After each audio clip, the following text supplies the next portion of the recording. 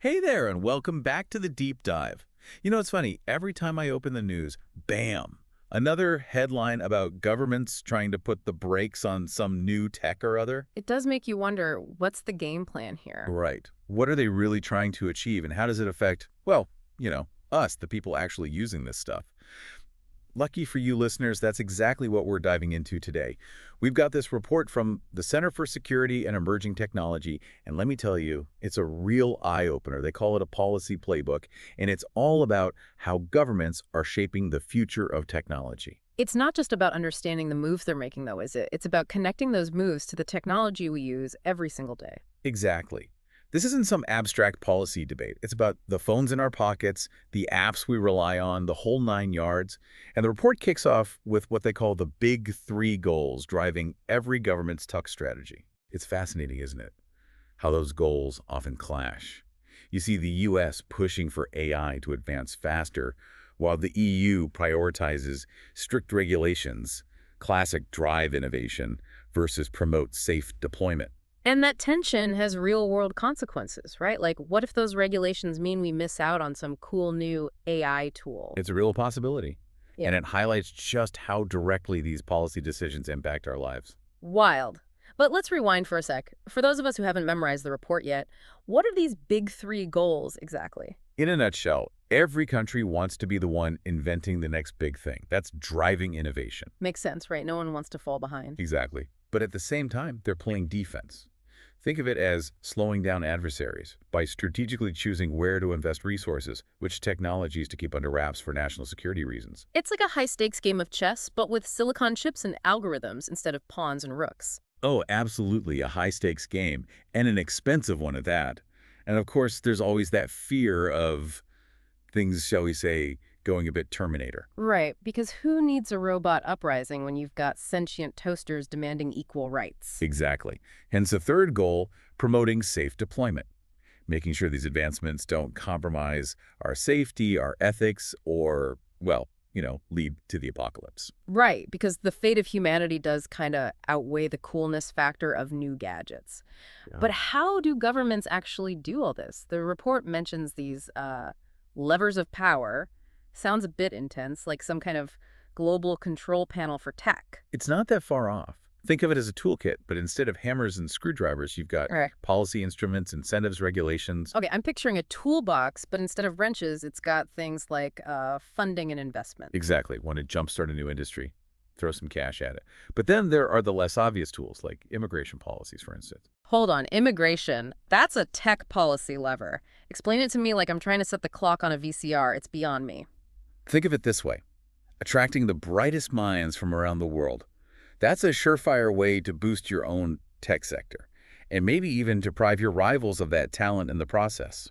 Wow, so it's a brain gain on multiple levels. Sneaky. But what about this other lever you mentioned? Infrastructure. How do bridges and power grids factor into building the next Silicon Valley? Well, imagine trying to build a high-speed digital economy with crumbling roads and unreliable power. Not very efficient, is it? A nation's infrastructure is the backbone for technological progress. Take the internet, for example. Didn't that start with, like, the U.S. Defense Department? It did. They funded a project to connect research institutions, and without that initial investment in infrastructure, who knows where we'd be today. Mm. So we're talking roads, energy grids, research facilities, it's all connected. So it's like setting the stage for innovation to flourish. But I'm guessing the U.S. investing in the early internet wasn't the only instance of this happening, right? Give me a historical example of how these levers have really shaped the tech landscape we see today. Well, look no further than the 1956 AT&T antitrust case, the government's decision to break up Mel Bell's monopoly. That had huge implications for the semiconductor industry. Wait, really? I never would have guessed that. Oh, yeah. Because AT&T was barred from entering the computer market, it created this space for new companies to pop up and compete, leading to the semiconductor boom and, ultimately, the microchip revolution. Wow, talk about unintended consequences. A simple antitrust case ends up shaping the future of computing. It really shows how these levers are all interconnected. Exactly. And it shows how one decision can have ripple effects for years, even decades to come. Okay, so we've got governments playing tech chess with immigration, building these digital superhighways of the future. But let's be real, sometimes they need to, flex their muscles a bit more directly. Right. Sometimes a gentle nudge just isn't enough. Exactly. And that's where things like procurement and those oh so popular regulations enter the scene.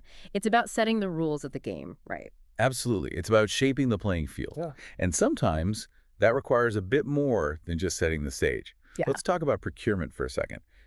Governments, they're massive consumers of technology, right? Well, yeah, they've got their fingers in every pie. Exactly. And they can use that purchasing power strategically. Remember the GPS and Science Act we touched on earlier? That's a prime example. Right. Trying to bring those chip manufacturers back to the U.S. It's not just about bringing them back. It's about aiming for a complete realignment of the global semiconductor supply chain. Whoa. Okay, so it's like a high-stakes poker game, and the U.S. just went all in with a stack of incentives. What kind of impact are we actually talking about here? Well, let's just say the goal is ambitious.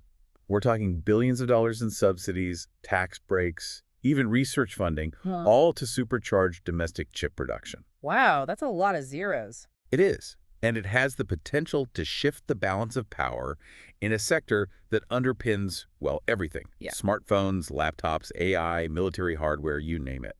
So it's about securing a technological edge, but also about making sure those critical supply chains aren't vulnerable to, well, geopolitical tensions, especially these days. Exactly. But here's where things get really interesting, right?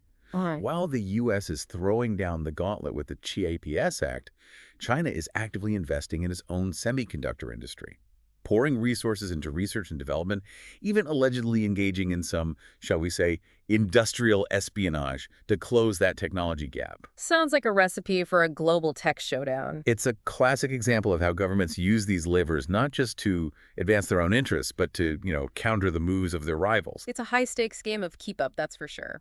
But let's be honest, sometimes these policies aren't just about healthy competition, right? Sometimes it feels like it's about control. Cue the ominous music, because here come the regulations.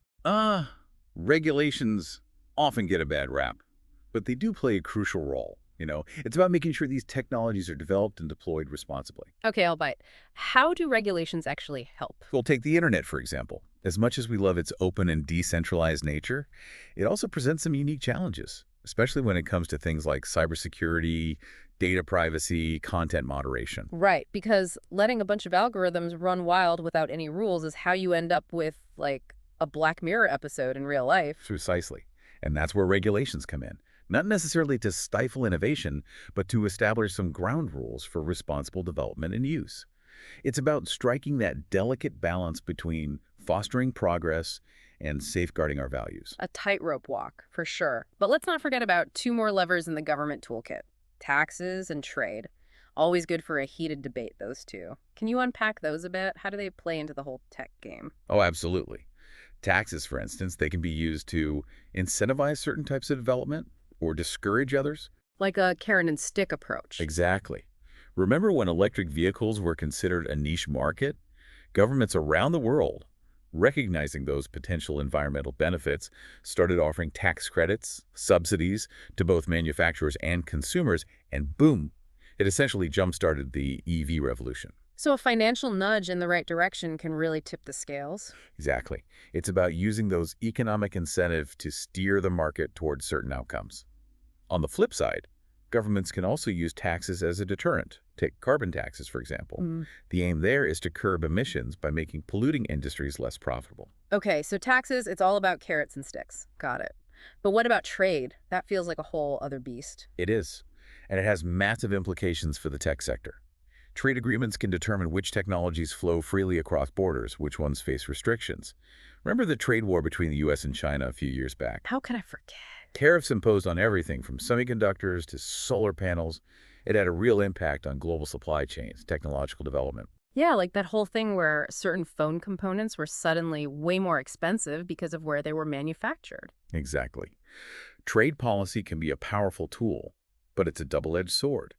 It can protect domestic industries, promote fair competition, but it can also stifle innovation, lead to higher prices for consumers. It's like walking through a geopolitical minefield trying to figure out the best approach. So we've covered a whole arsenal of levers here: funding, regulations, procurement, taxes, trade. But is there a limit to what governments can actually achieve with these tools? Can they really control something as dynamic and unpredictable as technological innovation? That, my friend, is the million-dollar question. And the answer, well, Not so simple. All right, listeners, so before we went off on that tangent about trade wars and microchips, we were wrestling with this big question. Can governments really control the wild west of technological innovation? Or are they just trying to wrangle a runaway train? Honestly, it's a little bit of both. Think of governments like seasoned ranchers, right? Mhm. They've got all the tools, the lassos, the fences, but even the best wranglers get thrown off every now and then. Especially when you're dealing with something as unpredictable as technology. Exactly. It's not like herding at ape. Governments can try to influence the direction, they can set up incentives, discourage certain paths, but they can't control every single move. So it's more about guiding the flow than like building a digital dam. Now you've got it. And this is where it gets really interesting because it's not a closed system, right? We're talking about a global ecosystem.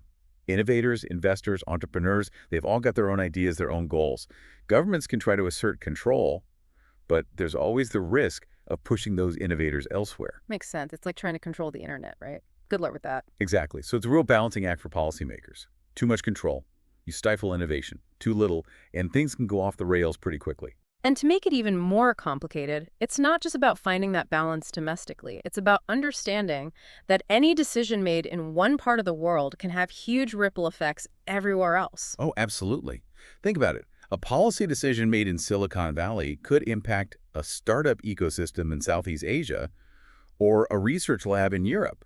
We're all connected. It's like a digital butterfly effect. So how do we even begin to make sense of all of this, let alone have a productive conversation about it? Well, I think it starts by asking the right questions. We need to cut through the noise, the hype, the fear-mongering. What kind of future are we trying to build here? What role do we want technology to play? And how can we use policy and governance to get us there? It's about reclaiming the narrative, right? We're not just passive consumers along for the ride. We can actually shape the direction of technology. Exactly. We need to move past this idea of technology as either our savior or our doom. It's more complex than that. Well, it's certainly more interesting that way. But how do we get people to see beyond those extremes, those clickbait headlines about AI taking over the world? That's the challenge, isn't it? But it's all the more reason to keep having these discussions, to dig deeper, to look at the nuances. What are the trade-offs? What are the real challenges and opportunities? So where do we, the everyday people, fit into all of this? Where do we even start? It starts with you, honestly. Educate yourself. Don't just read the headlines, dig a little deeper, look for different perspectives, and don't be afraid to ask tough questions. Challenge the assumptions, demand transparency. Hold those tech giants accountable. Exactly. Because the more informed and engaged we all are, the better equipped we'll be to shape this future and make sure it's a future that benefits everyone. It's about recognizing that we're not just along for the ride, we're active participants in shaping how this all plays out. So next time you see a headline about some crazy new tech, don't just share it without thinking. Talk about it. Ask yourself, what kind of future do I want to be a part of creating? Because ultimately, the future of technology isn't some predetermined thing. We're all writing this story together. And on that note, it looks like we've reached the end of our deep dive. A huge thank you to you, our listeners, for joining us on this exploration of technology and policy. It's a complex landscape, but it's one that affects us all. Until next time, keep those questions coming and keep exploring.